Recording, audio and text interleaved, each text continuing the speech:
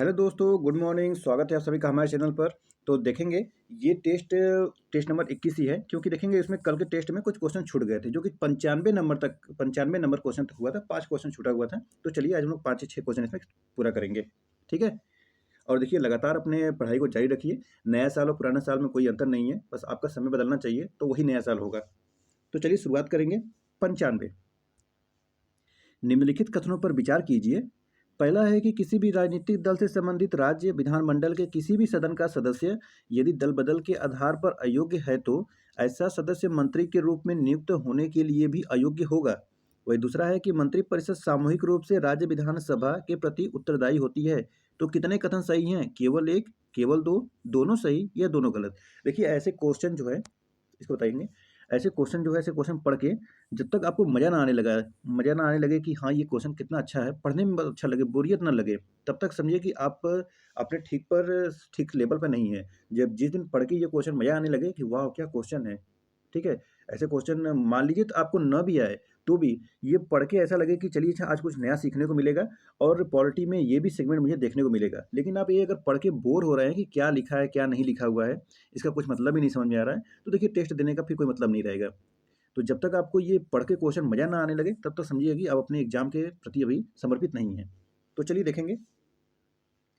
कहता है कि किसी भी राजनीतिक दल से संबंधित राज्य विधानमंडल के किसी भी सदन का सदस्य यदि दल बदल के आधार पर अयोग्य होता है तो ऐसा सदस्य मंत्री के रूप में नियुक्त होने के लिए भी अयोग्य हो गया।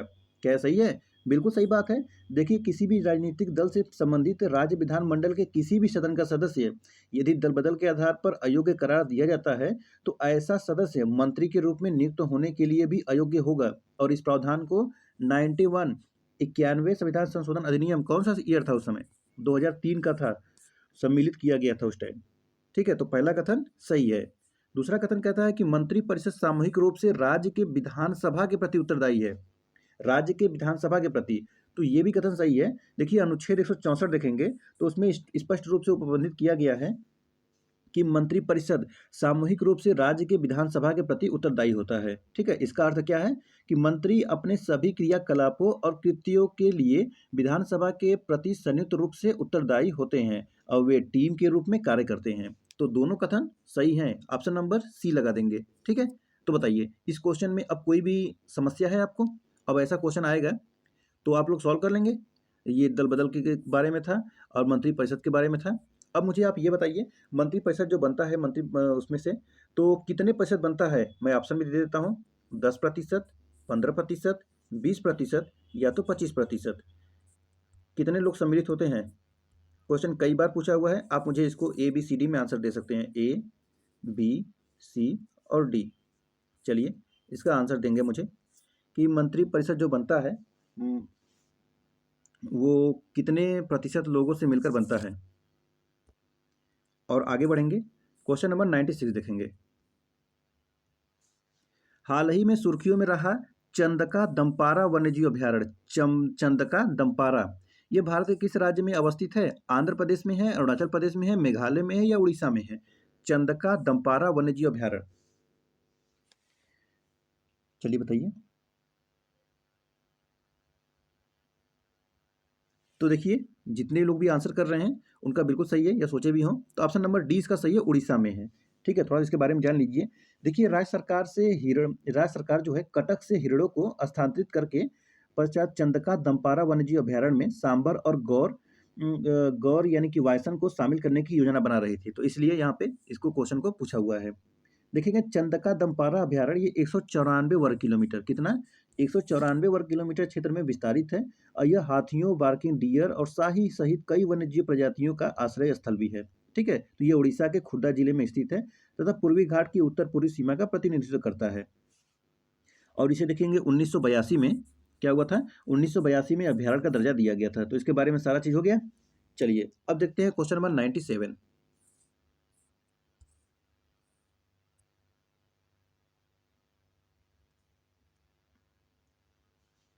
राज्य विधानमंडलों के संदर्भ में निम्नलिखित प्रावधानों में से कितने भारतीय संविधान से प्रत्यक्ष रूप से व्युत्पन्न हैं? यदि कोई सदस्य सदन की अनुमति के बिना लगातार 60 दिनों तक अनुपस्थित रहता है तो उसे अपनी सीट छोड़नी पड़ती है। और दूसरा कहता है राज्य विधानमंडल के 2 सत्रों के मध्य अधिकतम अंतराल 6 महीने से अधिक नहीं होना चाहिए। तीसरा कहता है 25% सरकारी हिस्सेदारी वाले निगम में लाभ का पद धारण करने वाला कोई सदस्य अयोग्य होगा। और चौथा क्या कहता है? चौथा कहता है राज्य विधानसभा का सदस्य बनने के लिए किसी व्यक्ति को संबंधित राज्य के विधानसभा निर्वाचन क्षेत्र में निर्वाचक के रूप में शामिल होना चाहिए। मुझे बताना है इसको। आप बताएंगे केवल 1, केवल 2, केवल 3 या तो सभी 4। कितने कथन सही हैं इसमें से? चलिए देखिए ध्यान से और पढ़िए। राज्य विधानमंडल के बारे में है, ध्यान से क्वेश्चन पढ़ेंगे और आंसर करेंगे।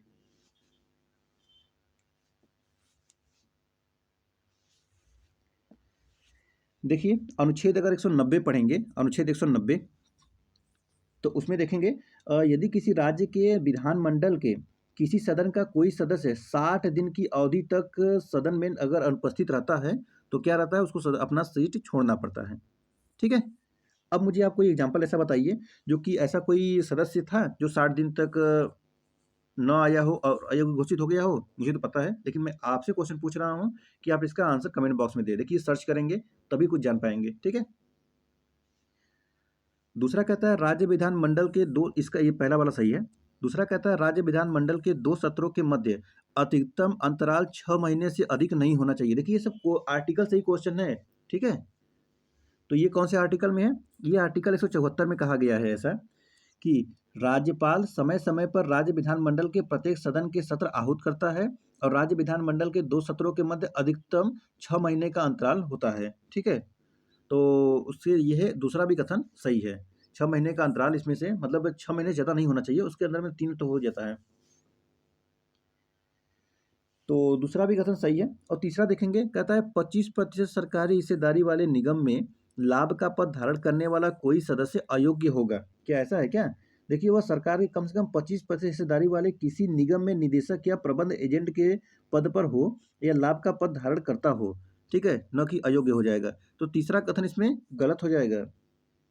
चलिए तो पहला सही है, दूसरा सही है, तीसरा कथन गलत हो जाएगा। मतलब पहला सही हो गया, दूसरा सही हो गया। चौथा देखते हैं राज्य विधानसभा का सदस्य बनने के लिए किसी व्यक्ति को संबंधित राज्य के विधानसभा निर्वाचन क्षेत्र में निर्वाचक के रूप में शामिल होना चाहिए। क्या ये सही है? तो देखिए विधानसभा के लिए निर्वाचित होने वाले व्यक्ति को संबंधित राज्य के विधानसभा निर्वाचन क्षेत्र में निर्वाचक के रूप में शामिल होना चाहिए। ठीक है, निर्वाचक के रूप में शामिल होना चाहिए, न कि उस क्षेत्र के।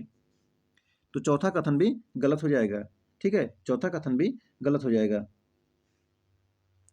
तो पहला सही है, दूसरा सही है, तीसरा गलत है, चौथा गलत है। कुल मिलाकर 2 स्टेटमेंट सही हुए। 2 स्टेटमेंट सही होने का तात्पर्य क्या है कि ऑप्शन नंबर बी लगा देंगे। ठीक है, ऑप्शन नंबर बी लगा देंगे। ओनली 2 होगा। चलिए क्वेश्चन नंबर 98 देखेंगे। निम्नलिखित पर विचार कीजिए। पंचाट, मध्यस्थता, सौदा, अभिभाग उपयुक्त में से कितने साधन वैकल्पिक विवाद समाधान तंत्र का हिस्सा नहीं है? केवल 1, केवल 2, सभी 3 या तो कोई नहीं। ठीक है। आर्बिट्रेशन, मीडिएशन, प्ली या बार्गेनिंग। चलिए बताइए 98 नंबर।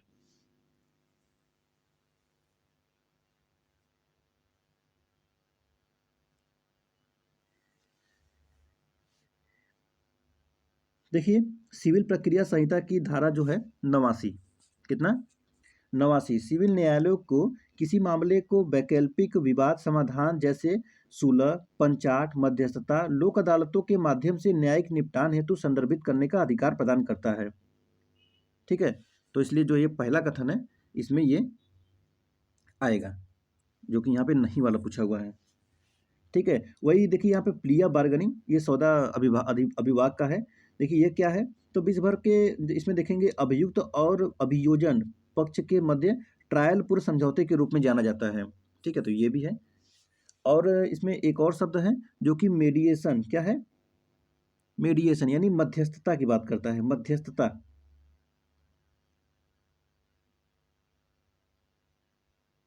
तो इसमें ये भी मध्यस्थता भी इसमें शामिल हो जाता है, जो किसी के बीच में मध्यस्थता करके सुलह करवाता है।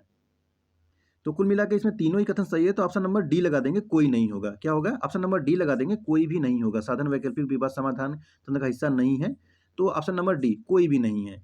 चलिए आगे बढ़े।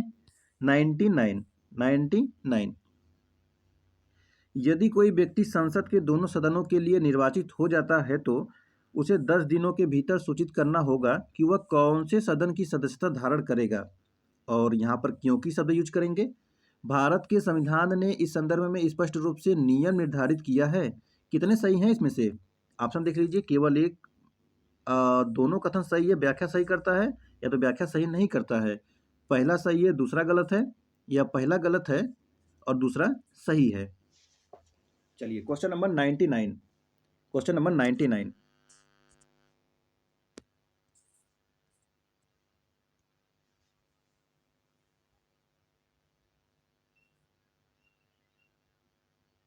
देखिए, कहता है यदि कोई व्यक्ति संसद के दोनों सदनों के लिए निर्वाचित हो जाता है तो उसे 10 दिनों के भीतर सूचित करना होगा कि वह कौन से सदन की सदस्यता धारण करेगा। 10 दिन का समय दिया जा रहा है, बिल्कुल सही बात है।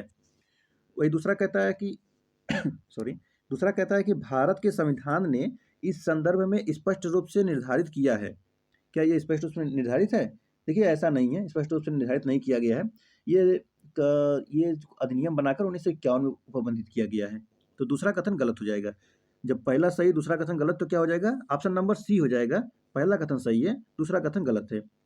चलिए देखते हैं क्वेश्चन नंबर 100। देखिए, कल भी रिकॉर्ड हो रहा था इसमें, परंतु थोड़ा कुछ समस्या हो गया था, जो कि यहाँ पर मैंने क्वेश्चन ही पूछा हुआ था उस टाइम, लेकिन रिकॉर्ड ही नहीं हुआ, तो फिर आपके पास पहुंचा ही नहीं। तो चलिए आज पूछते हैं। दिनेश गोस्वामी समिति और बोहरा समिति संबंधित हैं न्यायिक सुधारों से, केंद्र राज्य संबंधों से, चुनाव सुधारों से, या पंचायती राज सुधारों से?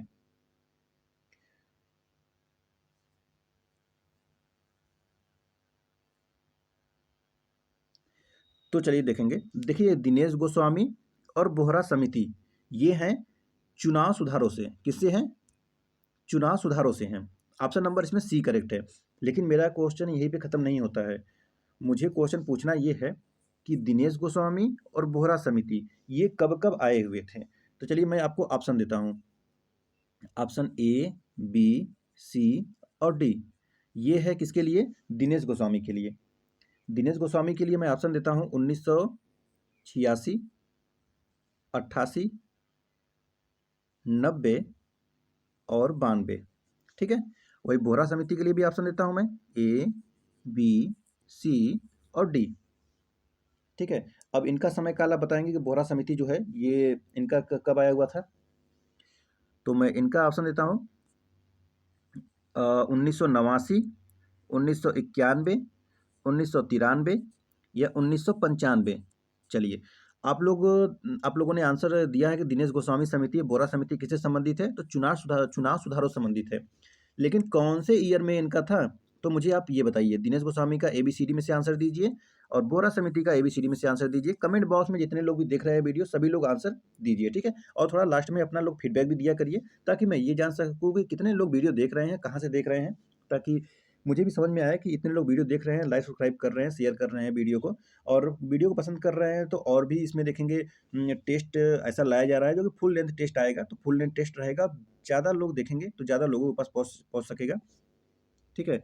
तो और देखेंगे इसमें GS2 के लिए भी इस पे मेंस का क्लास चलाया जा रहा है। सिलेबस पढ़ा दिया गया है और NCERT शुरू किया गया है। मैडम द्वारा मैगजीन भी पढ़ाया जा रहा है। तो आप सभी लोग उसमें ज्वाइन हुआ करिए। चैनल सब्सक्राइब कर लीजिए, ताकि जो भी नोटिफिकेशन मिले सबसे पहले आपको मिल सके। और टेलीग्राम से जुड़ना है तो PR नॉलेज रिसर्च सेंटर, ये शॉर्ट फॉर्म में है, और 2024 लिखेंगे तो आपको लिंक मिल जाएगा टेलीग्राम का। ठीक है। PRKRC 2024, ये आपको टेलीग्राम का लिंक मिल जाएगा। बहुत लोग जल्दी जल्दी जुड़ रहे हैं, आप भी जुड़ जाइए और हर एक वीडियो का, हर एक टॉपिक का लाभ उठाइए। और जितने सारे PDF हैं सभी फ्री में प्रोवाइड कराए जाएंगे, तो आप सभी लोग ज्वाइन हो जाइए। चलिए फिर मिलते हैं नेक्स्ट वीडियो में। आप सभी का बहुत बहुत धन्यवाद। Thank you so much. जय हिंद, जय भारत।